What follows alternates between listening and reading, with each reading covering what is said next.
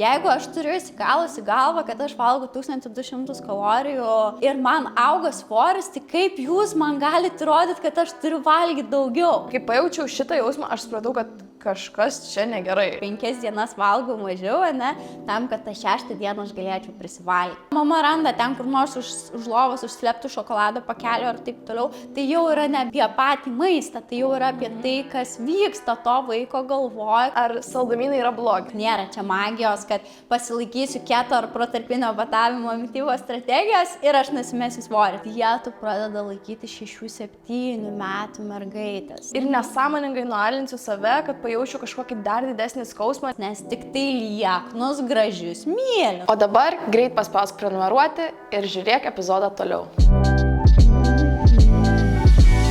Tai pristatau Sandrą Jatulytę.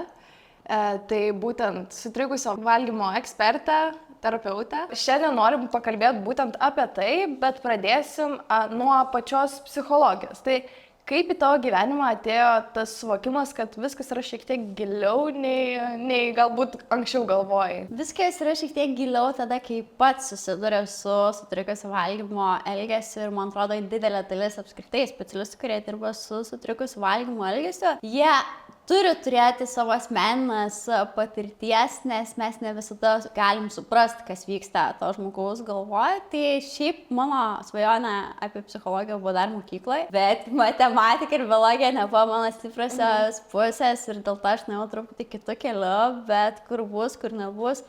2017 metais į mano gyvenimą atėjo darbas su žmonių sveikata, su mitybos planais ir taip toliau. Aš dirbau įmonėje ir bedirbant įmonėje supratau, kad kažkas vyksta ne taip. Tiek mano pačios valgymo elgesiu vyksta ne taip, nes aš, kaip aš sakau, turiu polinkį į anoreksiją arba po to kalbėsim apie sutrikusio valgymo elgesio rūšis, tai aš turėjau polinkį į apribotą valgymo elgesį. Ir tada supratau, kad priežastis yra ne ten, ne maiste yra problema, ne maisto pasirinkime, ne dėl to, kad aš noriu valgyti daug, noriu valgyti mažai ir taip toliau, bet yra kažkokios gilesnės priežastys, kurių dėka maistas tampa tik tai išraiška ir išraiška to labai paviršutiniško ir matomo dalyko, bet vis tik tai psichologijos žinių čia reikia ir būtent elgesio žinių čia labiausiai reikia tam, kad tu suprastum, kas iš tikrųjų slepiasi po valgymo psichologija ir kodėl aš dabar noriu bandelės arba kodėl aš noriu sverti x kilogramų.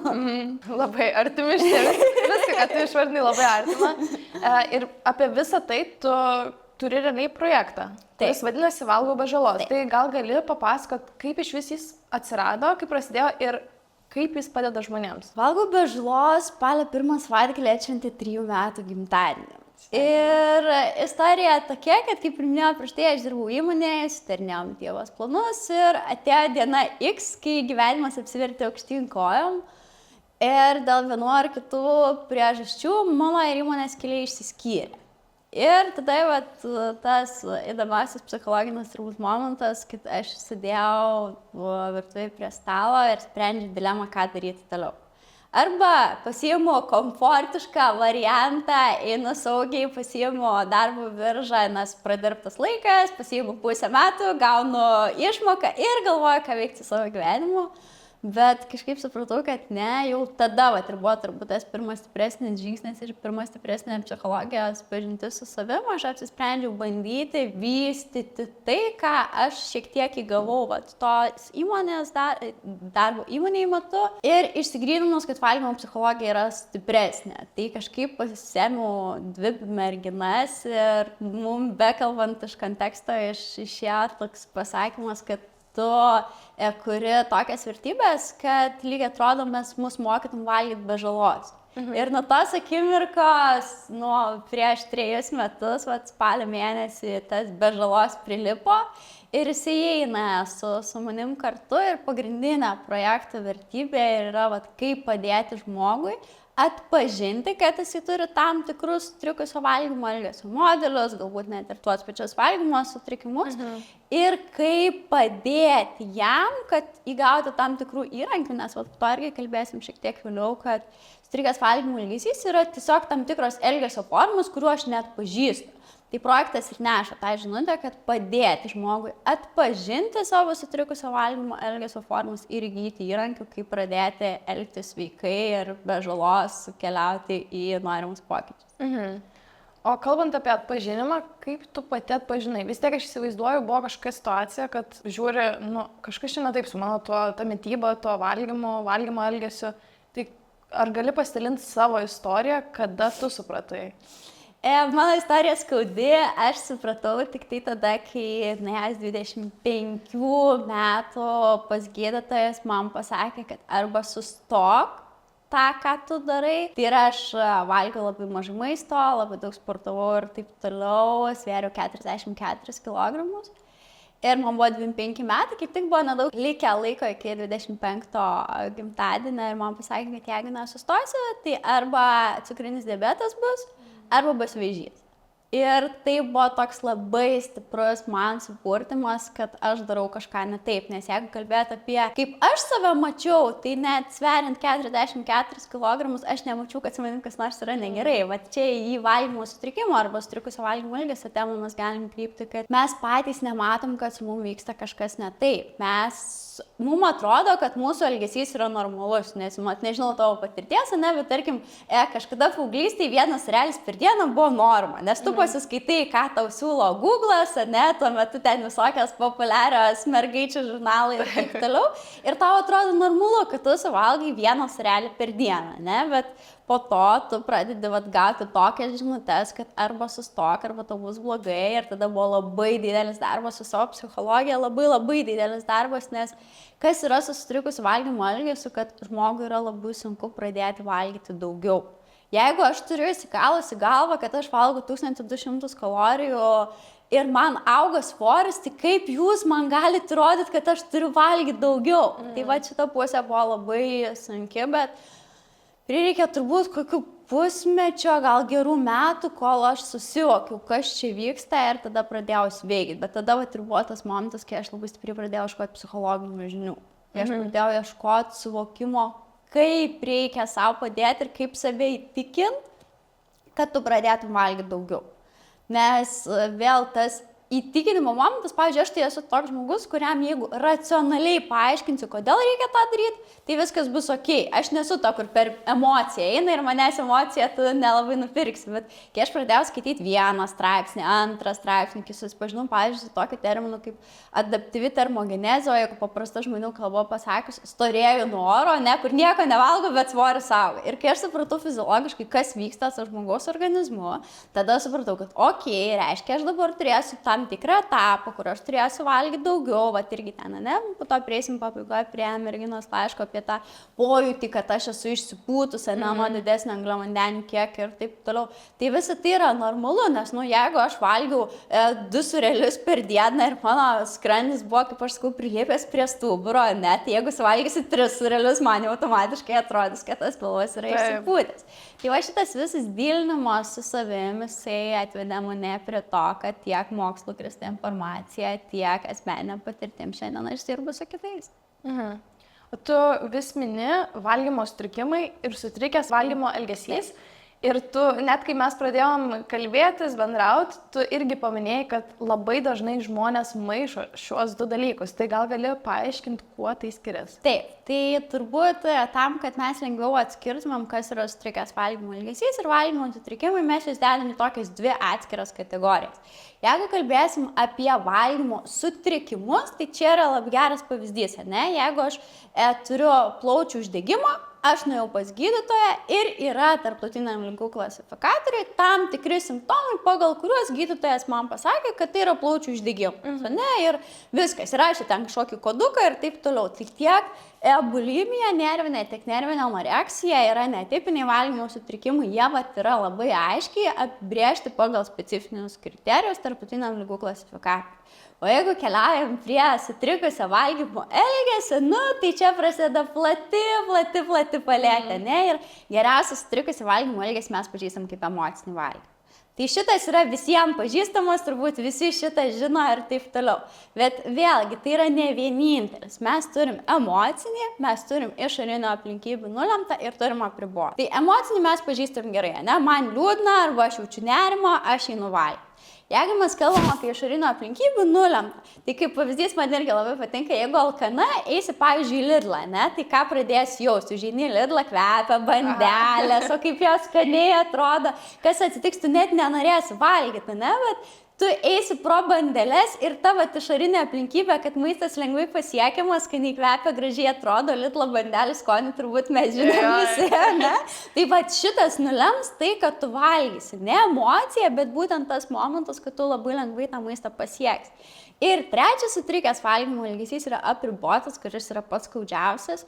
Ir tie visi cheat day, kurie yra, jie yra būtent iš apriboto valgymo elgesio. Tai reiškia, kad aš kaip pavyzdys sąmoningai 5 dienas valgau mažiau, ne, tam, kad tą 6 dieną aš galėčiau prisivalgyti. Tai va čia yra apriboto valgymo elgesio pavyzdys. O dar vienas dalykas labai svarbus, kurį tu jau minėjai, kad tai labai siejasi su kažkokiais psichologiniais dalykais. Tai gal gali būtent ir apibūdinti, kada, tarkim, tai yra tikrai susijęs su kažkokia ar savivertė, ar, nežinau, kitom traumom ir... Visada. Visada? Visada vėl į ką galiu vesti, na, kas yra susijęs su psichologija. Mes turim prieraišumo stilius. Nežinau, ar kalbėjot, gal su kažkuo kalbėsi, dar irgi ateityje šiaip yra labai faina tema ir labai daug. Žinok, čia yra mano viena mėgstamiausių temų. Tai va šita tema yra ir man yra pati fainiausia ir kai aš supratau, kokį prieraišumo stilių aš turiu, mano gyvenimas pasidarė daug lengvesnis ir daug paprastesnis. Tai va, labai bus paprasta suprasti, ne, jeigu aš turiu saugų prieraišumo stilių. Čia kalbant apie santykius, tarkim. Apie viską. Mes prieraišumo stilių įgaunam tada per pirmuosius savo gyvenimo metus, ne? Kai tai priklauso nuo to, kokį santykį mes turim su savo mama arba tuo žmogum, kuris mūsų augino. Mama, močiutė, nežinau, ten kažkas išglobėjo. Ir jeigu mes susikuriam saugų santykį, tai reiškia, kad aš žinau, kad tas žmogus niekada nuo manęs nepabėgs, niekada aš žinau, kad visada galėsiu jį atsiremti ir taip toliau, tai aš neturėsiu su valgymu problemų, nes aš esu išmokusi tvarkyti su savo emocijom, aš žinau, kad aš esu saugi, aš žinau, kad aš esu verta, ne, ir visi kiti dalykai. Bet jeigu mes eisim per kitus prieraišumo stilius, per dezorganizuotą, per nerimastingą, jo, ir dabar jau užkrito, bet esmė, kad bet kuriuo atveju, jeigu mes turėsim tą nesaugų prieraišumą, tai mes ko maiste ieškosim. Kaip aš sakau, maistas mane apkabino, ne, ir va, irgi viena istorija su klientė buvo, kur sako, bet žiūrėk, sakau, tu pabandyk eiti pas savo antrą pusę ir vietoj to, kad kai tau liūdna, eitum ieškoti šaldytuve kažko skanaus, o nueitum ir apsikabintum savo vyrą. Sako, bet palauk, maistas visada bus saugus, jisai niekada neturės liūdnos emocijos, jisai niekada nebus piktas ir taip toliau, jisai visada mane apkabins,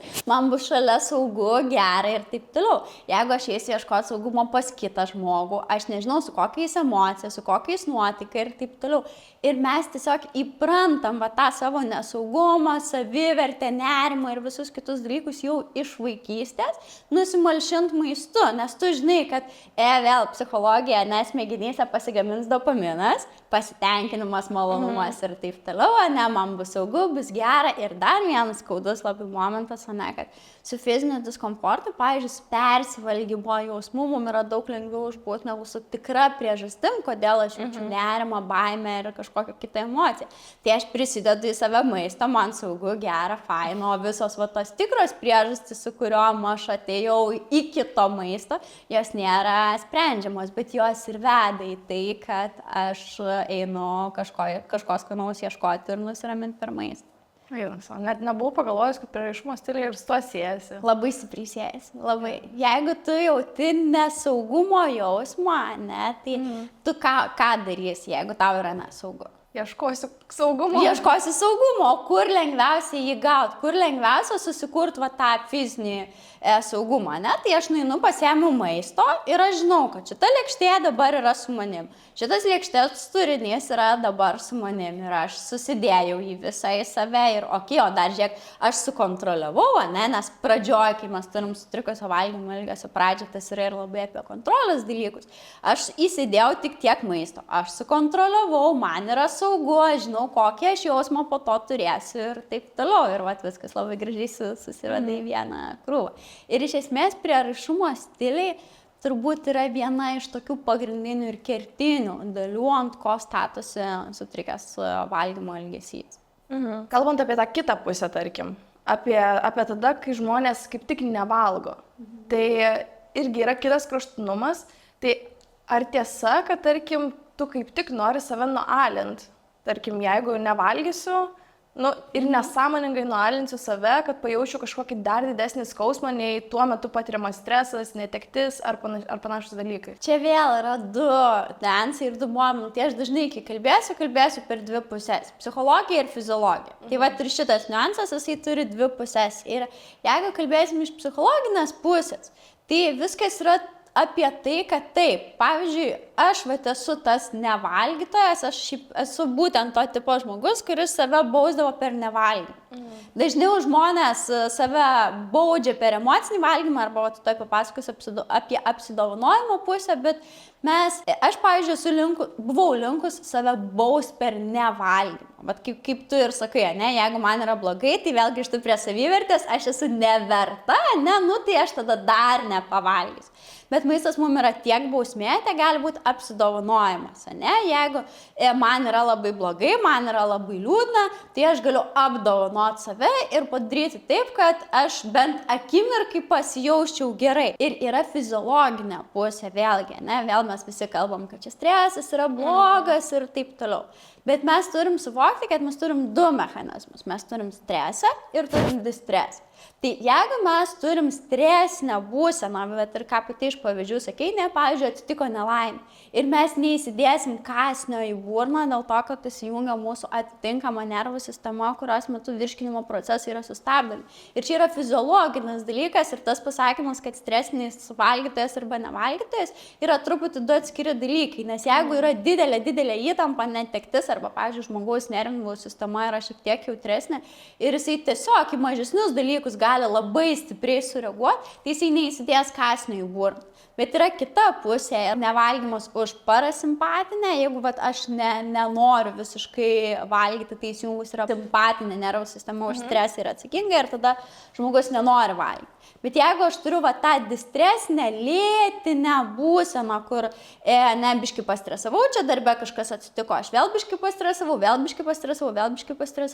mūsų organizmui tada reikia energijos ir mes tada valgysim. Tai tie du kraštutinumai, kur yra valgytojas ir nevalgytojas, tai valgytojas bus tada, kai bus lėtinis distresas ir tas procesas tęsis ilgai ir aš eisiu ieškoti kuo paužkandžiauti, bet jeigu man atsitiktų kažkas ekstra labai stiprus, aš niekada neisiu ieškoti maisto ir aš negalėsiu įsidėti kąsnio į burną. Aš gal pasidalinsiu vienu įvykiu net iš savo gyvenimo, galbūt kažkam tai rezonuos.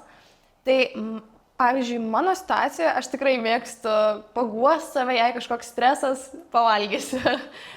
Bet, pavyzdžiui, po paskutinių skyrybų man buvo taip, kad kaip tik atrodo negalėjau valgyti.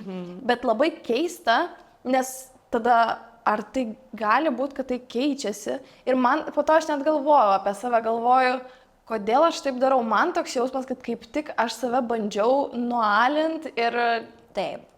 Tai yra gynybinis mechanizmas. Šiaip moteris labai dažnai vėl dar irgi palietė vieną gerą temą ir ką svarbų dalyką.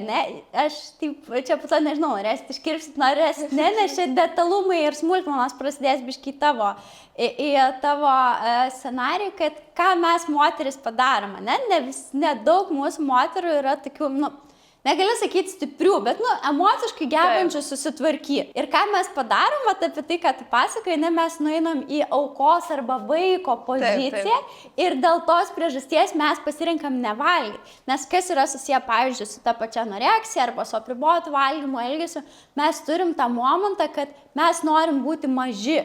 Mums ten ir skyrybos irgi būna tas labai stiprus išgyvenimas, kur atrodo, taip norėtųsi sugrįžti į vaikystę, taip norėtųsi būti mažu, kad manim kažkas pasirūpintų ir taip toliau. Ir nevalgymas gali būti vienas iš šitų elgesio modelių, kad aš būčiau kiek įmanoma mažesnė. Tai šitoj vietoje galėjo ir tokia psichologija suveikti. Manau, kad tai.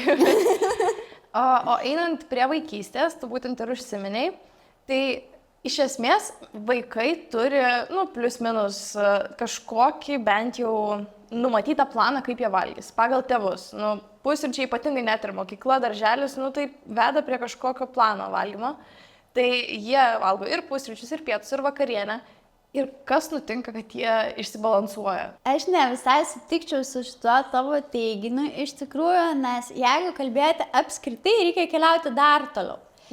Mes, kai gimstam, mes esam intuityvūs valgytojai. Mes, būdami kūdikiais, mes puikiai žinom, kiek mums reikia maisto, kada mums reikia pieno, kiek mums jo reikia ir taip toliau.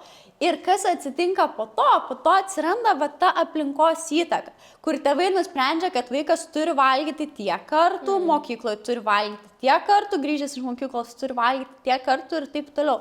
Taip, rutina yra būtina, ne, mums reikia įprasti valgyti pusryčius, mums reikia įprasti valgyti pietus, vakarienę, viskas tame yra tvarkoje. Bet mums jau ties tuo momentu, kai aplinka pradeda sąlygoti tai, kokius valgymo ir kada pasirinkimus mes turėsim, jau mes galim šitoj vietoj iškreipti vaiko valgymo elgesį.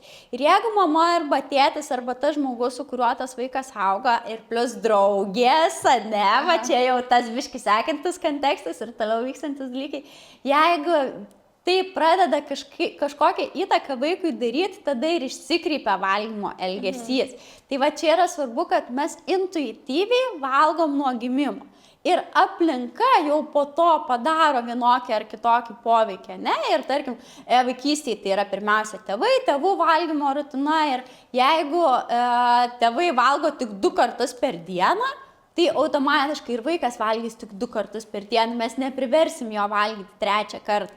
O jeigu po to einant laikui atsiranda socialinis kontekstas, ne, aš pasiimu geriausią draugę, nes brandos etape vienai vaikystės sudėjimas baigėsi anksčiau, kitai truputį vėliau, ne, tada tai, kuri vėliau pasiima mitybos įpročius iš tos, kuriai prasideda anksčiau, prasideda dietų laikymasis ir taip toliau ir viskas. Ir mes paties tuo plus minus 12-13 metų etapu mes pradedam dėti pagrindus sutrikusiam valgymo elgesiu. O pavyzdžiui, kalbant apie nevalgius vaikus, žinau, kad mano brolis labai prastai valgydavo, pavyzdžiui, ir tėvai tiesiog nežino, ką daryti tokiu atveju. Tai ką daryti, kaip, priverstų negali priversti vaikų kaip ir. Ar, pavyzdžiui, geras modelis yra sakyti, kad pavalgyk ir tada gausi desertą. O žiūrėk, šitas klausimas man labai patiko ir aš galvoju, apversiu iš kitos pusės. Žiūrėk, ar pati neturi įpročius valgyti pagrindinį patiekalą ir po to ieškoti kažko skanaus? Oi. Tai žiūrėk, tavo klausime yra užšifruotas atsakymas, ne, ir vėl akivaizdu, kaip mes iš vaikystės atsinešam šitą modelį. Tai kas yra susijęs su vaikais, labai svarbu kalbėti apie tai, kad vaikai perima tėvų įpročius. Ir irgi čia visai neseniai, šiaip mačiau labai fainą reelsą iš tikrųjų apie vaikų porcijas. Mes, būdami tėvais, įsivaizduoja, mes turim suvokimą, kiek vaikas turi suvalgyti. Ir mes bandom jį priversti suvalgyti tiek, kiek mums atrodo, kad jisai turi suvalgyti. Tai šitoje vietoje reikia būti labai labai atsargiam, nes vėl grįžtu, vaikas yra puikus intuityvus valgytojas. Ir jeigu vaikas yra išrankesnis maistui, o taip dažniausiai nutinka su visais vaikais, nes tam tikroje etapu jie pradeda ten kokią nors produktą nevalgyti, kokios nors spalvos produktų nevalgyti ir taip toliau, viskas yra tvarkojusi tuo.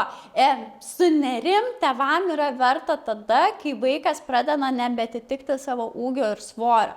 Tada jau verta yra keliauti pas šeimos gydytoją, pasikonsultuoti ir pasikalbėti, ką reikėtų padaryti. Bet jeigu čia yra tik tai aš įsivaizduoju, kad tam vaikui reikia valgyti daugiau, tai aš vėlgi, jeigu aš, pavyzdžiui, kaip mama būsiu labiau linkusi kompulsyvius persivalgymus į tą šiaip didesnio maisto kiekio suvartojimą, tai tokiu atveju ir man atrodys, kad tas vaikas turi suvalgyti daugiau ir aš bandysiu jį versti daugiau ir kaip tu ir sakai, nes valgyti pagrindinį patiekalą gausi saldainį. Arba vakar irgi einant gatve girdžiu, kaip mama gąsdina vaiką, kad jeigu verksi, tai mes nebepirksim saldainį. Tai kaip ir eina neapdovanojimai ir bausmės su maistu jau nuo tokio amžiaus. Ir kaip bebūtų, mums tai formuojasi, mums tai yra visiškai pasąmoniniai dalykai. Ir dabar, kaip pasakiau, apie tą pagrindinį patiekalą ir kažkas skanaus, po to greičiausiai net nesusimastei, kad tai yra atėjęs iš vaikystės modelis. Ir labai daug kas nesusimastė ir savo vaikus taip augina. Aš nesakau, kad nereikia dabar nueiti į kraštutinumą ir neduoti vaikams ant saldumynų arba kažko, bet mes turim skatinti per meilę, per pasirūpinimą, per kažkokias pozityves emocijas, per laiką kartu ir taip toliau. Nes jeigu atsiminsiu vaikystę, Tai ką pamatysi, ne, gavai 10, važiuojam į McDonald'ą, ne, išlaikiai gerai kažkaip egzaminą, vėl ten, nežinau, kažkas su maistu. Tai mes turėtumėm vaikam nekurti asociacijų per maistą ir labai svarbu rodyti per savo pavyzdį. Nes jeigu aš valgau tik 2 kartus per dieną, aš nepriversiu valgyti vaiko 3 kartus per dieną. Arba jeigu vaikas nevalgiukas, tai aš turiu sėsti kartu su juo ir kartu su juo valgyti, užsiimti tuo valgymo procesu, ne padėti lėkštę ir sakyti, žiūrėk, tu dabar turi valgyti, o aš einu paskrolinti telefoną, ne, kas labai dažnas scenarijus irgi gyvenime būna. O apie vaikus, kurie kaip tik mėgsta daug valgyti, tarkim, nežinau, čia turbūt kiekvieno normos skirtingai įsivaizduojamos. Bet jeigu, pavyzdžiui, tėvai mato, kad reikėtų sunerimti, žinoma, galbūt ir patys prie to privedė, jau pradėkime nuo to, bet kaip tam vaikui tuomet pasakyti, gal mažinkim porcijas ir kad tai neturėtų kažkokio poveikio ateičiai, savivertei ir panašiems dalykams, kaip pasakyti gražiai? Turbūt tėvai apskritai turi geras galimybės sukontroliuoti, nors aš labai nemėgstu šito žodžio, bet sukontroliuoti vaiko mitybą, ne? Ir mes truputį toliau eisim ten prie tų gero, blogo maisto dalykų, prie saldumynų ir visų kitų temų, bet labai svarbu yra dėti pagrindus, gerus pagrindus ir ne per bausmės ir apdovanojimus, ne? Ir tada, jeigu mes matom, kad vaikas yra linkęs į kažkokį svorį, į kažkokį kūno vaizdą, tai vienas iš dalykų vėl, ką labai svarbu suprasti ir ką aš paauglystėje būčiau labai norėjęs suprasti ir ką labai būčiau norėjęs, kad man būtų tėvai pasakė, kad brandos etape kūno pokyčiai yra normalus dalykas. Papilnėja talija, papilnėja klubai ir taip toliau, nes mūsų tiesiog moterų organizmas pradeda gaminti daugiau hormonų ir tai yra visiškai normalu. Tada kartais tėvai išsigąsta šito, nes jiem irgi niekas apie tai nepapasako ir tada pradeda riboti vaikui maistą, tada vaikas vietoj to, kad mokykloje valgytų pietus, geriau pasiima ten tuos kelius eurus ir grįždamas namo nusipirka pakelį traškučių. Tai vat neužsisukti šitam užburtame rate ir jeigu mes matom, kad vaikas, tarkim, pilnėja, ne, tai mes galim su juo draugiškai sėsti ir pasikalbėti. Pavyzdžiui, aš savo ateityje, jeigu kažkada apsispręsiu turbūt turėti vaikų, tai tikrai atsisėsiu ir papasakosiu, kad žiūrėk, mano patirtis yra tokia, buvo taip. Žiūrėk, ir tavo kūnas keičiasi, kad kūnas keičiasi yra visiškai normalus dalykas, ne? Bet jeigu mes toliau laikysimės tų mitybos strategijų ir mitybos dalykų, kuriuos mes turim šiandien, tai mes turėsim tada kažkokias pasiekmes, bet negazdinti, kad jeigu tu valgysi dabar šokoladą, tu būsi storas. Tai labai žiauriai skamba ir automatiškai tau suaugusiam šokoladas asocijuosi su kuo, kad aš būsiu storas. Bet jeigu mes atsisėsim ir kalbėsimės, turėsim pokalbio procesą, išgirsim vaiką, nes greičiausiai, jeigu jisai slepia, kaip pavyzdys, namuose valgo normaliai pusryčius, pietus ir vakarienę, ir pasirodo, mama randa ten kur nors už lovos užslėptų šokolado pakelio ir taip toliau, tai jau yra nebe apie patį maistą, tai jau yra apie tai, kas vyksta to vaiko galvoje, kas vyksta su to vaiko pasaulio suvokimu ir taip toliau. Ir tie šilti draugiški pokalbiai, užuot ribojus, draudus, atiminėjus ir taip toliau, jie duos naudą, nes mes visada galim sustoti ir visada galim pasikeisti. Man sakau, buvo 25 metai, kai aš supratau, kad kažką darau ne taip, kai aš pradėjau tvarkyti savo valgymo elgesį, kai pradėjau lankyti terapiją ir visus kitus dalykus. Tai jeigu dar vaikui yra ten 10, 12 ar 13 metų, mes dar turim labai daug gražaus laiko sukurta tikrą ryšį ir spręstas tikrasis problemas. Ir aš įsivaizduoju, jeigu jau vaikas slepia, kaip sakai, randa, nežinau, popieriukus, tai greičiausiai gali būti, kad jis jau net kaltės kažkokį jausmą išsivystė. Jisai slepia, jisai bijo, jisai jau jaučia baimę, nes jeigu tau visada sakys, kad tu suvalgy šokoladą ir dabar esi bloga ir dar pirštų pabadys, kad pažiūrėk, čia tavo pilvo riebalai ir taip toliau, tai ką tu darysi, tu pradėsi slėptis, nes, natūralu, tu nebenori girdėti kritikos, tu nenori, kad tave kažkaip vengtų, o tau iš vidaus tai veiks tavo savivertę, pasitikėjimą savimi ir visus kitus dalykus, kas ateityje labai stipriai atsilieps kuo, kad tau susiformuos suvokimas, kad apkūnesnis žmogus yra nemylimas, ne? Ir ką tu tada padarysi? Tada įsiieškot mitybos strategijos, po mitybos strategijos, tam, kad tu būtum tobulas, nes tik tai lieknus, gražius myli.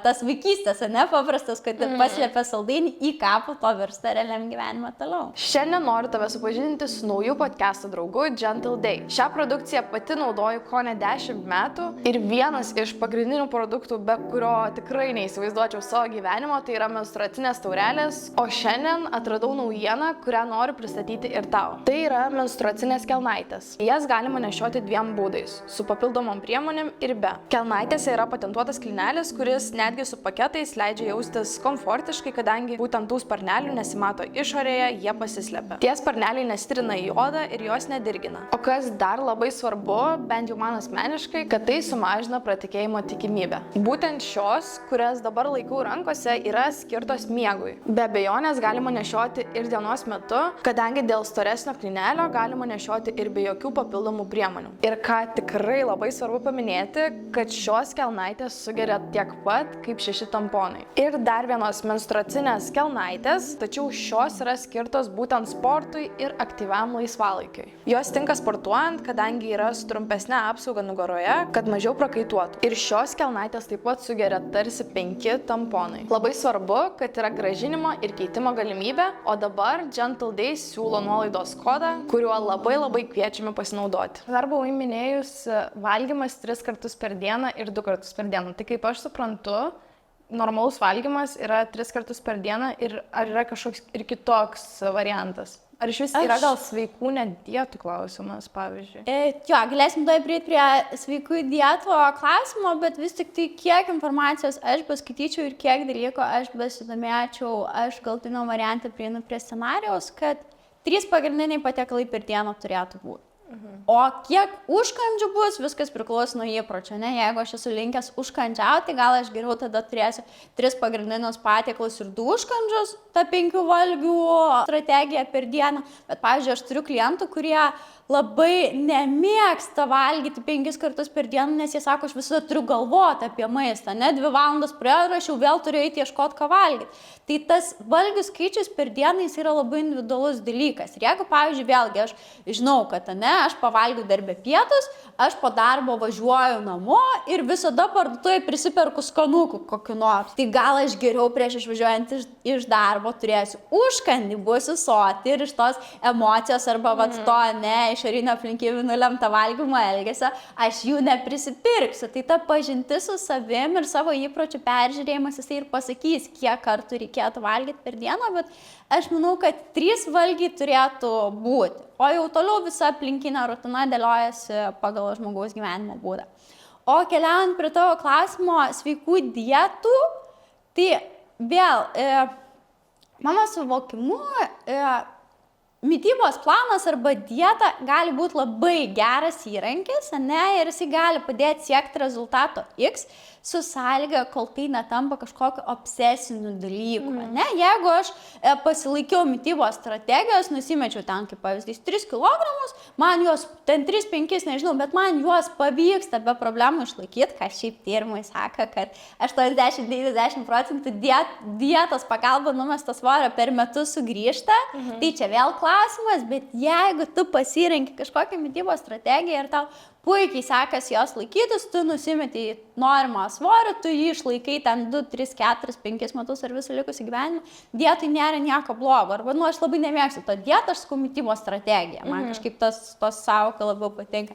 Bet jeigu aš tampu apsėstas ir aš pradedu galvoti, kaip man dar susimažinti maistą, kad aš greičiau numesčiau svorio, kad aš greičiau atrodyčiau taip ir taip toliau, šiaip dažniausiai mes net nepastebėm šitų dalykų. Labai liūdna, bet ta psichologija arba tie visi savivertės dalykai, kai tu netyčia atrandi raktą, kuris atrakina tau duris ir tave visi pradeda mylėti, nes tu gražiau atrodai ir taip toliau, ta riba yra labai slidi. Ir kai aš jau pradedu pastebėti, kad kažkas manim vyksta nebe taip, ir tas mano valgymo elgesys tampa nenormalus, galbūt aš ir iš aplinkos pradedu kažką girdėti, nors šiaip turint sutrikusį valgymo elgesį, mes beveik negirdim visų šitų dalykų, tai va tada tas dietos arba mitybos strategijos laikymasis, jisai tampa žalingu.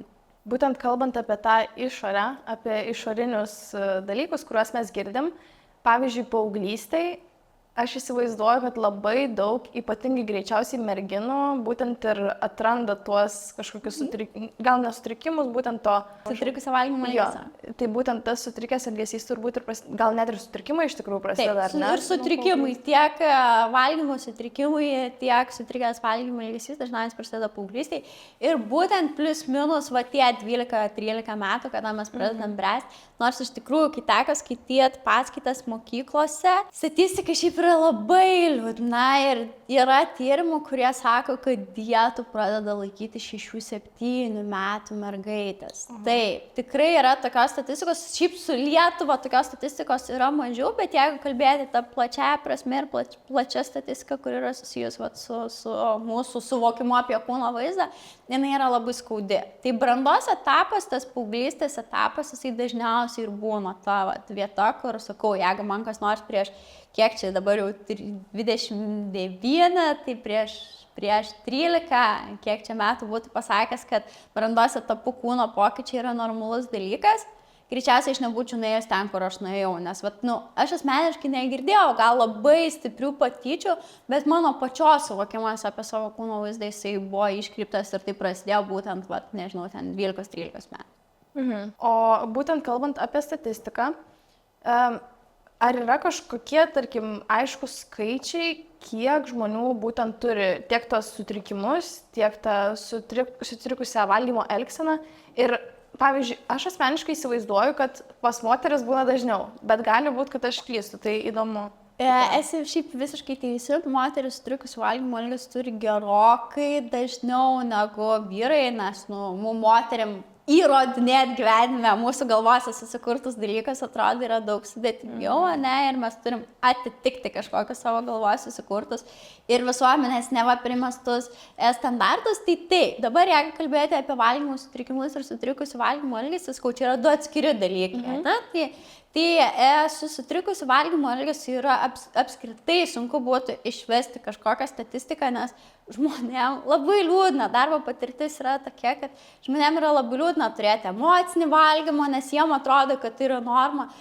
Jiem yra visiškai norma 5 dienas valgyti ir 6 dieną turėti cheat day, tada užsitęsti iki 7 dienos, tada pirmąjį dar save pariboti ir tai yra normalu. Dėl to sužiūrėti kažkokią statistiką yra labai sudėtinga. O jeigu kalbėti apie valgymo sutrikimus, tai keli procentai, iki 4-5 procentų jų yra tų tikrų valgymo sutrikimų, tai yra nervinės bulimijos ir nervinės anoreksijos. Ir kas yra liūdna, kad į šitą statistiką mes įtraukiam ir tai, kad žmonės nuo anoreksijos gana dažnai numiršta.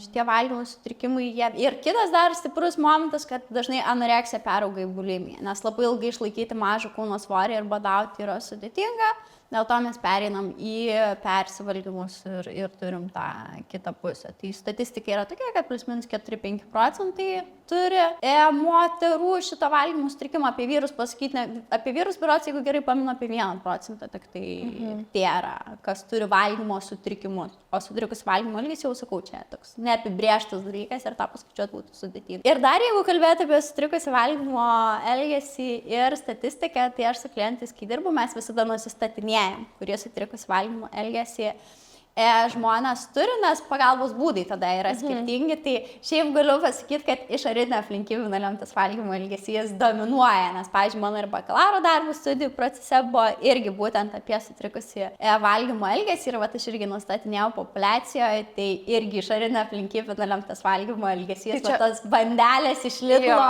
jos laimi kovą prieš emocinį arba apribotą valgymą. Bet čia turbūt net jeigu ateini, tarkim, į virtuvę ir ten stovi, būtent ta pati bandelė, tai yra turbūt irgi išorinių veiksnių. Taip, tai yra išorinio aplinkybių nulemtas valgymo elgesys. Jeigu aš nenoriu valgyti, bet mane ta bandelė suviliojo, tai yra išorinės aplinkybės, nes aš žinau, koks bus skonis, kaip kvepia, kaip atrodo ir aš ištiesiau ranką ir autopilotu ją į save įsidėjau.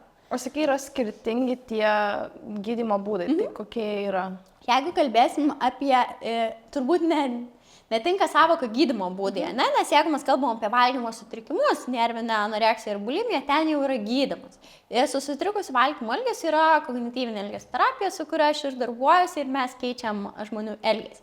Tai jeigu kalbam apie emocinį valgymą, tai mano tikslas yra pažinti emocijas. Ne, aš turiu suprasti, kokios emocijos, kokios mintys ir emocijos mane nuveda prie to, kad aš valgau tą bandelę. Jeigu aš turiu išorinių aplinkybių nulemta, tai labai tikėtina, kad tai bus susijęs su mano įpročiais.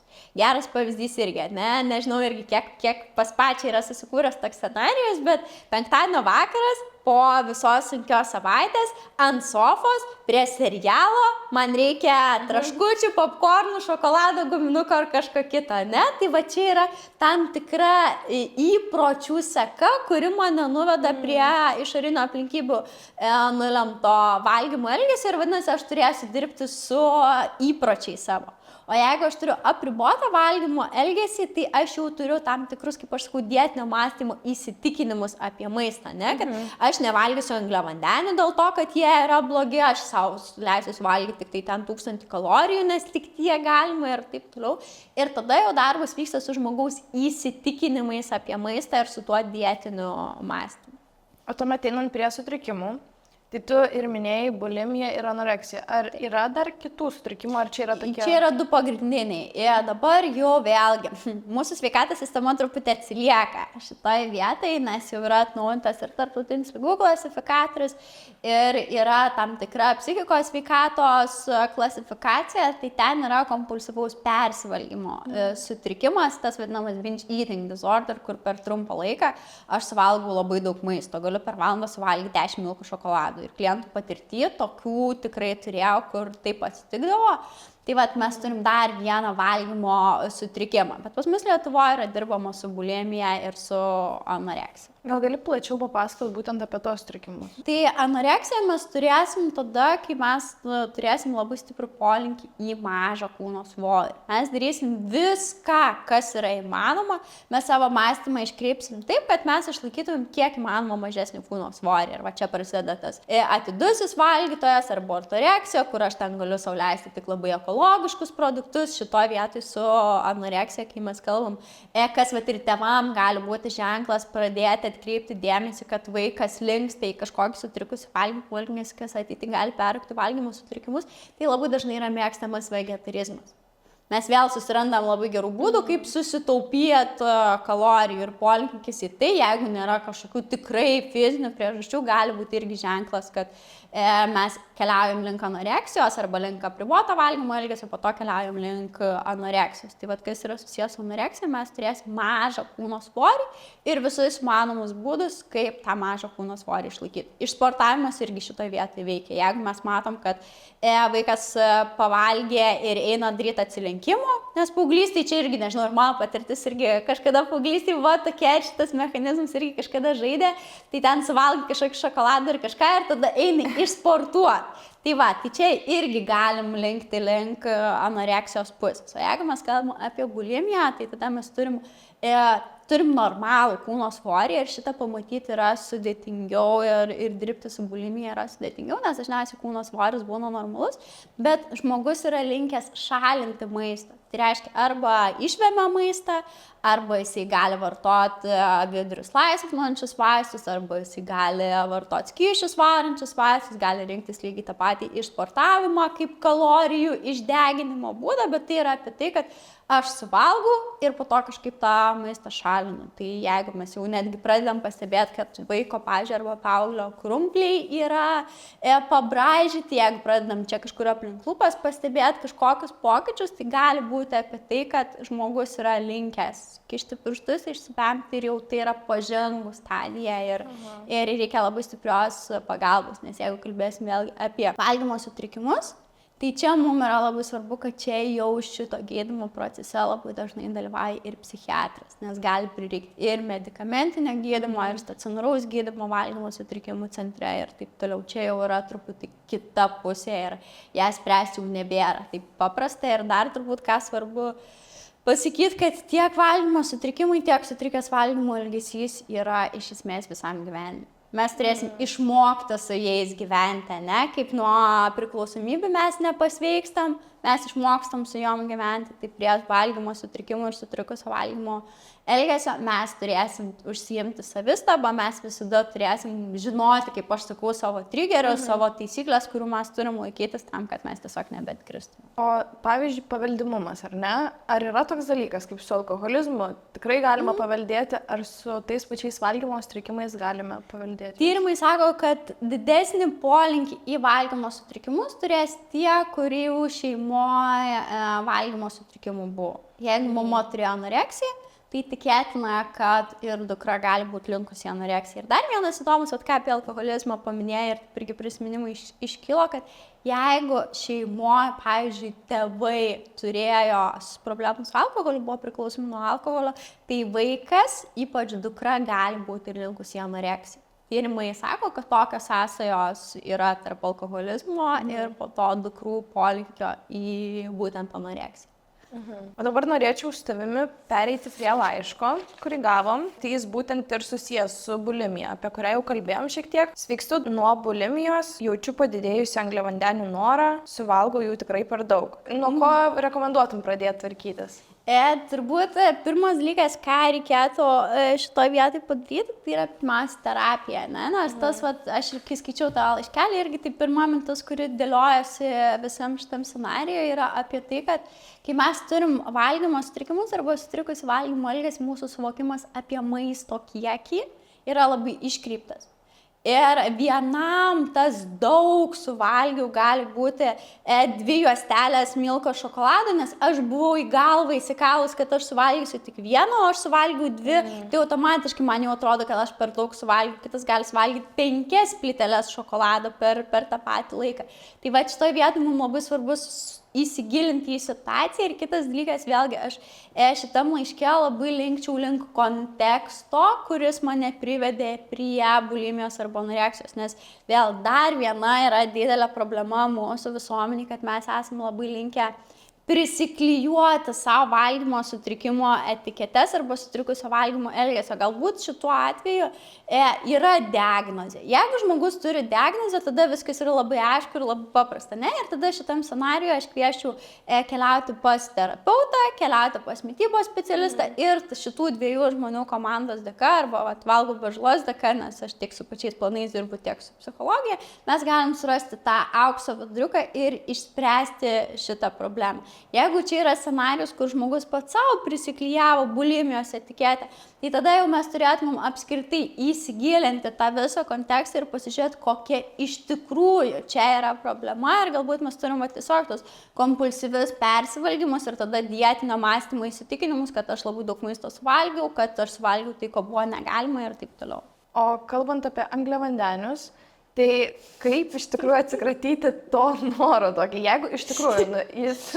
Pradėti normaliai valgyti ir nustoti save riboti. Čia jeigu taip labai bendrai pasakys, nes bet kurio maisto produktų noras, ar angliavandenių, ar riebalų kartais būna, nes vieni būna labiau linkę, didžioji dalis yra labiau linkę į saldų maistą, ne į angliavandenius, kitiem kartais norisi tų riebių bulvių traškučių. Ta mažesnė dalis, bet yra tokių, tai pirmas dalykas, ką aš siūlau, tai yra nustoti save riboti, nes ko mes visada labai norime, ne? Va, per savo pavyzdį galėjate, ne? Jeigu tu dabar paleistum tą mintį, kad angliavandeniai yra blogis ir kad jų yra negalima, tau tiesiog savaime jie būtų ir tau jie netrukdytų gyventi. Jeigu aš noriu bandelės, aš nuėjau ir suvalgiau bandelę. Bet jeigu aš 5 dienas vaikstu apie bandelę ir man jos negalima, tai aš neapsiribosiu vieną bandelę, man reikės kelių bandelių tada, ne, kad aš tą susikaupusi norą galėčiau patenkinti. Ir kitas dalykas, labai svarbu persižiūrėti savo mitybą. Nes kadangi dabar jau šiek tiek mažiau dirbu su mitybos planais, nes nuėjau į mentorystę ir tą sutrikusį valgymo elgesį, kur yra mano pasaulis ir mano erdvė, bet kai aš didesnę laiko dalį skirdavau mitybos planų sudarimui, tai kokie 80-85% klientų valgo per mažai. Tai mes turim dažniau tos atvejus, kai merginos laikosi kažkokių mitybos strategijų ir kažkokių mitybos apribojimų. Tai jeigu persižiūrim savo mitybą ir savo mitybą padarom reguliarią, tai reiškia valgau 3 kartus per dieną, suvartoju pakankamą angliavandenių, maistinių skaidulų kiekį, baltymų pakankamą kiekį, nes irgi ką pastebėjau, kad merginos labai retai surenka pakankamai jų kiekį, tai tas angliavandenių noras labai nesudėtingai išsispręs. Tai nustojam save riboti, susitvarkom savo mitybą ir angliavandenių noras labai gražiai susitvarkys. Makes sense. Taip, viskas labai paprasta. Apskritai, aš visada juokiuosi, kad kaip merginos, dažniausiai ateina merginos, koreguoti savo kūno formą, tai žinokit, kad viskas yra labai labai paprasta. Nėra magijos. Jeigu jūs sugrįžti savo pradinius valgymo įpročius, tuos, kur iki tėvų ar socialinės aplinkos iškraipimo, valgysit tai, ko jūs norit, vėl atsiranda kitas momentas. Aš bijau pasitikėti savo alkio jausmu, nes daug kartų jis mane pavedė, sakydamas, kad aš noriu bandelių, vietį normalaus maisto. Bet jeigu mes pradėsim pasitikėti savim, pradėsim valgyti pakankamai, būtinai pakankamai, tai šitoj vietoje visos problemos tiek su kūno svoriu, tiek su kūno išvaizda ir visais kitais dalykais išspręs. Nėra čia magijos, kad pasilaikysiu keto ar protarpinio batavimo mitybos strategijos ir aš nusimesiu svorį. Taip, jūs jį nusimesit, bet jūs nesugebėsite čia išlaikyti. O gaulas turėtų būti nenusimesti svorį, o sugebėti to numesto kūno svorį išsilaikyti. Aš turėjau tokį klausimą, ar saldumynai yra blogis. Tai aš jau atsakymą supratau. Taip, jie nėra blogis. Viskas, apskritai, ką vėl irgi labai norisi išnešti į plačią visuomenę, kokią žinutę, kad nėra nei vieno blogo maisto produkto. Nėra tokio dalyko kaip blogas maistas. Ir jeigu jūs sąmoningai, vėl irgi yra tokie labai stiprus niuansai, jeigu aš sąmoningai apsispręsiu, kad šiandien aš noriu mako bulvyčių, kurios yra 5 kartą tam pačiam aliejui iškeptos, bet aš sąmoningai apsisprendžiu, kad aš jų noriu dabar ir aš suvalgysiu ten, nežinau, mažytę porciją, nuo to pasaulis nesugrius ir nieko neatsitiks. Bet jeigu jūs kiekvieną dieną pradėsit valgyti mako bulvytės, užsikasdami Hesburgerio, ten, nežinau, dešrainiais ir kokiais nors kebabais ant viršaus ir dar alkoholiu kokį nors užpilsit ten penktadienį už visą savaitę, tai mes tada turėsim problemas, bet iš esmės nėra tokio dalyko kaip geras ar blogas maistas. Ir kitas dalykas, vėl aš turiu sąmoningai suvokti, kad aš dabar dedu į save maistą, ne tokį maistą ir tai yra mano apsisprendimas, o ne dabar aš valgysiu salotą arba irgi labai mėgstu su panom juokiamės, kad sakau, žiūrėkit, panas, jūs valgot pilno grūdo produktus, nes, čia labai labai sveika.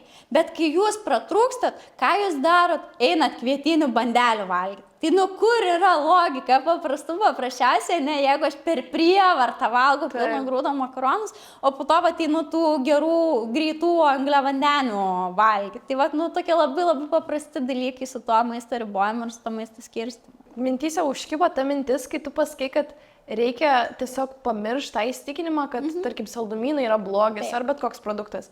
Ir aš prisiminiau savo tokią istoriją iš savo gyvenimo. Dabar aš klausau viską ir labai daug dalykų pati esu perėjus. Tai tarkim, esu turėjus tokį momentą gyvenime, kada norėjau nusimesti svorį. Ir tai dariau grinai būtent. Tada, pavyzdžiui, tikrai mėgstu aš saldumynus labai. Net sakyčiau, galima įvardinti kaip priklausomybė. Tokia, kiti... Šiaip yra, galėsim paliesti, jeigu nepamiršiu priklausomybę nuo cukraus temą irgi galėsim paliesti. Tai aš šitoj vietoj turbūt ir sulyginčiau savo situaciją. Tarkim, man net būdavo... Ir dabar būna, kai išeini, tarkim, su draugiam ir išgeri kokteilį ir, tarkim, kai kurie žmonės galva, dabar noriu cigaretės, o man būna, kaip norėčiau Kinder Bueno, Bet tai yra normalu, čia yra iš apriboto valgymo elgesio, jeigu skaitysim visą aprašymą, tai ten yra būtent momentas apie tai, kad kai mes atsipalaiduojame, mes galim save kontroliuoti, mes galim įsprausti save į tam tikrus rėmus. Bet jeigu mes neišsimiegojam, jeigu mes padauginam kofeino ir jeigu esam alkani, 3 niuansai. Plius toliau ten alkoholis, išėjimas kažkoks out pakeisti aplinką ir taip toliau. Šitoje vietoje mes atsipalaiduojam ir viskas, ir mūsų kontrolė pasileidžia. Ir jeigu kalbėsim apie čydėžę, kas ir būna, 4 darbo dienas, kai žmogus gyvena reguliarioj rutinoj, jis labai nesunkiai išlaiko tą mažą maisto kiekį, jam ten užtenka 3 ryžių ir ten, nežinau, jogurto indelio, ir viskas būna ok. Atėjo savaitgalis, nebėra rutinos, atsirado galimybė pailsėti ir taip toliau, ir viskas sugriūna. Ir čia jau yra psichologiniai momentai, nes tiesiog paprastai tariant, smegenys atsipalaiduoja ir jos nebelaiko tų griežtų rėmų. Tai va tai, kas vyksta ir su to pačiu rūkymu, irgi mesgi visi sąmoningi, protingi ir žinom, koks rūkymas yra žalingas, bet išgeriau taurę alkoholio, smegenys atsipalaidavo ir mano visi įsitikinimai pranyksta. Čia šiaip socialinės psichologijos biški momentai yra ir tie mūsų įsitikinimai, koks aš turiu būti tobulas, kaip aš turiu elgtis prieš kitus ir taip toliau. Ir va kažkokios tam tikros aplinkybės jos nulėmė, kad tie dalykai nukrenta ir prasideda, kam šokoladas, kam alkoholis, kam rūkymas, kam kiti dalykai. O dėl ko aš kalbėjau apie tą asociaciją su priklausomybė, tai aš kaip ir minėjau, bandžiau mest svorį ir jau visiškai drastiškai nukirtau saldumynus. Mėnesį tikrai net cukraus nedėjau į arbatą. Šiaip vienas laimėjimas, nes ir dabar geriu arbatą be cukraus. Bet buvo toks jausmas, atrodo, ateinu į parduotuvę ir esu girdėjus, kad, tarkim, alkoholikai eina per tuos skyrius alkoholio, tiesiog dreba, jei negali. Tai man labai panašu buvo su saldumynais ir aš tą supratau, kai pajaučiau šitą jausmą, aš supratau, kad kažkas čia negerai. Taip, mes galim būti priklausomi nuo saldumynų ir šiaip, irgi dar ką papasakoja, praktinė tokia išvalga, tai tom, kurios laikėsi mitybos strategijų, kokių nors save ribojančių. Jeigu jūs užeisite savo Instagramo accountą, ką pamatysit? Pagrinde bus receptai. Jūs akim žiūrėsit visokius šokoladinius pyragus, keksiukus ir taip toliau, Fiziškai aš negaliu valgyti, bet aš galiu pasižiūrėti į tai ir mane truputį maitina, nes vėlgi mes turim skirtingas alkio rūšis ir mes galim regos alkį pamaitinti ir jau šiek tiek pajausti to malonumą. Kitas dalykas, į ką aš paskutiniu metu labai gilinuosi, nes mes truputį kitą temą irgi universitete rašėm rašto darbą truputį kitoj temai ir aš nuėjau tada į būtent priklausomybę nuo maisto ir apskritai priklausomybės, pavyzdžiui, nuo alkoholio ar nuo kitų dalykų. Tai greičiausiai, kad labai giliam neurobiologiniam lygmenį tos priklausomybės kažkiek skiriasi ir sudirginami šiek tiek skirtingi centrai. Bet jeigu žiūrėt bendraja prasme, tai saldus ir saldžiai riebus centras sudirgina dopamino, ką ir minėjau, to pasitenkinimo, malonumo hormonų centrus, lygiai taip pat, kaip tą padarytų pavartojus alkoholio, parūkius ar ten, nežinau, vartojant kažkokius stipresnius narkotinės medžiagas. Tai vis tik yra tyrimų apie tai, kad priklausomybė nuo saldumynų yra panaši kaip ir būtent nuo cukraus arba nuo to cukraus maišyto su riebalais, kas mums ir šiaip yra skaniausias maistas, yra panašios ir tai turi sąsajų. Ir kitas dalykas, iš praktinis, ką pati pasakei, mes galim jausti maisto pagirias. Žiauriai tas skamba, bet jeigu aš padauginau maisto iš vakarą, ten primaišiau saldaus, McDonald's tortų ir dar kažko, aš sekančią dieną jaučiuosi gana panašiai, kaip aš jaučiuosi padauginus alkoholį. Aš esu ištinus, kūnas yra prikaupęs kyšių, man gali skaudėti galvą ir taip toliau. Tai ir fiziologiniai procesai yra gana panašus mūsų organizme ir tie dalykai jie irgi panašiai vyksta. Tai ką tu pasakoji, tiesiog yra realybė ir taip veikia mūsų kūnas šitai vietai reaguodamas į maistą. O dabar ištrauka, kurią mato Contribui prenumeratoriai, todėl kviečiu prisijungti ir tave. O dabar aš norėčiau tavęs paklausti dalykų, kurie arba faktas ar mitas. Šitoje vietoje labai norisi garsiai rėkti panos, nėra sultyčių dietų ar kažkokių kitų dalykų. Žmogus nusimetė pats 30 kg, ir tada eina sudarinėti detoksikuojančių planų. Maisto valgymas vakare turi tiesioginę įtaką svorio didėjimui. Svoris augs tada, kai aš suvartosiu daugiau negu išeikvosiu. Mano mityba sudarė tik tai višta, kiaušinio baltymas ir agurkas ir aš atrodžiau baisiai. Mes ten analizuojame emocijas, analizuojame aplinkybės, kuriom žmogus prisivalgo ir taip toliau, bet tik tiek užtenka dirbti su savo galva ir panos po 3, 5, 7 kg numeta visiškai nieko nedarydamos su mityba. Ir pabaigai aš norėčiau tavęs paklausti viską apibendrinant, jeigu klausytojai rado kažką labai savo artimo, tai kaip rekomenduotum keistis, kaip rekomenduotum atrasti tą gerą mitybą? Pirmiausia, sakau, pažinti save. Ne? Visas įsitikinimus, visas mitybos strategijas ir čia irgi, kai su klientais pradedant dirbti, sako, bet tai o kaip? Visą tai, kokius įsitikinimus aš turiu apie mitybą, kas galima, ko negalima, kas geras, kas blogas ir taip toliau, padėti šalį. Ne? Ir aš einu į pažinti su savim. Vat ir kognityvinės elgesio terapijos metu, ką mes darome, ne? Mes susipažįstam su savim, aš pasižiūriu, kur yra mano problema, vat ką ir sakiau, sutrikęs valgymo elgesys yra 2 niuansai, 2 pusės. Ir aš pasižiūriu, kiek aš to maisto suvalgau, kokio aš to maisto suvalgau, ką aš galiu per mitybos pusę padaryti, tai šitą spręsti yra paprasčiausia ir lengviausia ir čia labai daug pagalbos šitoje vietoje nereikia, nes tą žmogus gali puikiai pasidaryti pats.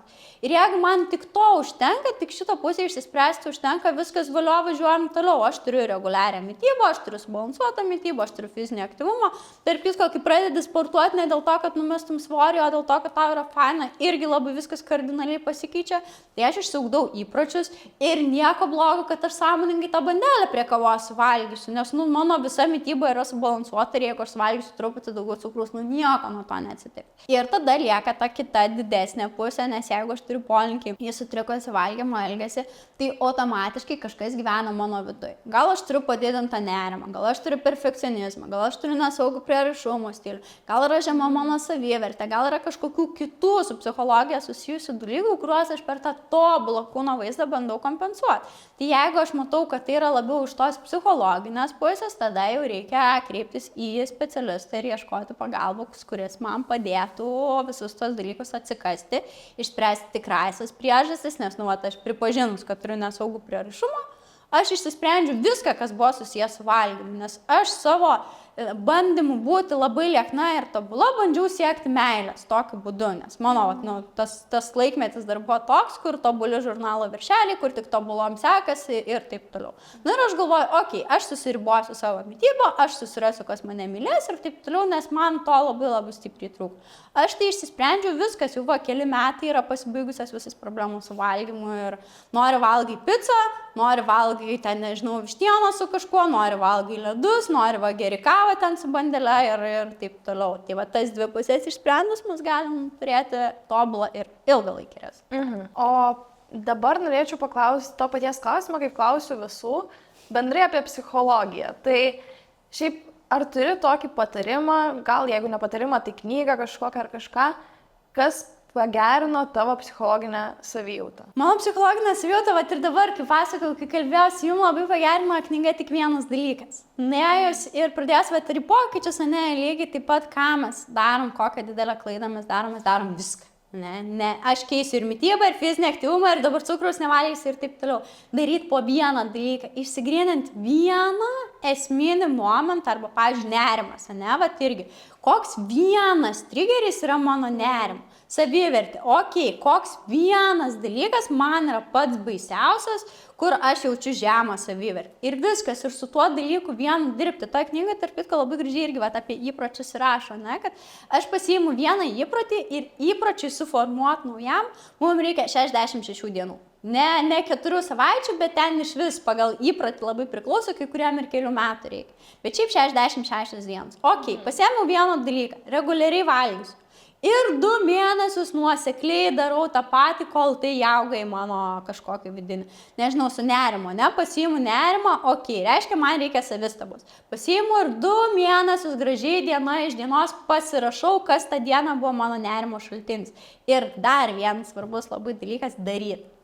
Irgi paskutiniu metu ir vakarykščio pokalbio metu ir šiaip paskutinis tas laikas - daryti. Jeigu mes savo galvoje nešiojamės kažkokią mintį, kad ten aš nežinau, noriu sveikiau maitintis, noriu geriau atrodyti, noriu labiau pasitikėti savimi ir taip toliau. Ir aš galvoju, iki smulkmenų turiu susidėjęs planą, kaip aš tą padarysiu, tai žinokit, kad nieko nebus. Turim imtis veiksmo, irgi, jeigu taip iš asmenės patirties, aš esu žiauriai didelė bailė. Tai, kad aš dabar čia taip lengvai kalbu ir yra būtent tai, kad aš perlipau per save, per didelę savo baimę, tai buvo vienas dalykas, kurį aš apsisprendžiau keisti. aš turiu savo projektą, jis pasiekia tam tikrą levelį ir aš suprantu, kad jeigu aš neperlepsiu savo baimių, aš būsiu ten, kur aš esu. Nu ir viskas, ir tada kažkam parašai, kažkam paskambini, su kažkuo susitinki, pradedi imtis veiksmų ir tai duoda va tokias patirtis, tokius pokalbius ir turbūt gal kažkam įkvėpimo bandyti kažką daryti ir keisti patiem. Labai ačiū, kad daliniesi ir savo patirtim ir šiaip